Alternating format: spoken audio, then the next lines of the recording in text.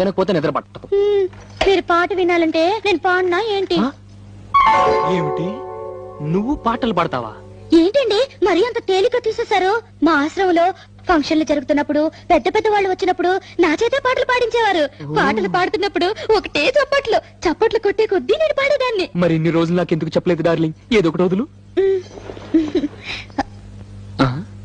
తలుపులు ముయ్యండి. ఏ ఎవరిని వింటారనా? కాదండి, నా పాట మీరు తప్ప మీరు ఎవ్వరూ వినకూడదు. నా పాట మీకే అంకితం. ఓ ఏం కొట్టేవే నచ్చలక. వస్తానుండు, నీ పాట నాకే అంకితం.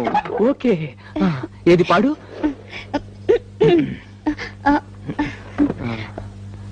అబ్బా మీరు నా మొహం అంక చూడకండి, నాకు సిగ్గేస్తుంది. నీ మొహం చూడకుండా ఇంకేం చూడమంటావే? మీరు వెనక్కి తిరగండి. నా దగ్గర ఎందుకు సిగ్గు? మీరు వెనక్కి తిరుగుతాను నా పాడతాను. ఓకే ఓకే ఓకే, నా వీపు చూసి పాడు పాడు. ఆహా. దేవుడా దేవుడా అమ్మా నాన్న లేని వాళ్ళం, కూడు నీళ్లు లేని వాళ్ళం, దేవుడా దేవుడా దేవుడా. ఆపు ఆపు, నీ అమ్మ కడుపులో బాంబు పెట్ట. దేవుడా దేవుడా అంటే ఎవరో పోయారనుకుంటారే. ఇది పాట కాదు, పాట కాదే, చౌకేకలు చౌకేకలు. నాయనమ్మా నాయనమ్మా, నిజంగా నా పాట బాగలేదండి. దేవుడా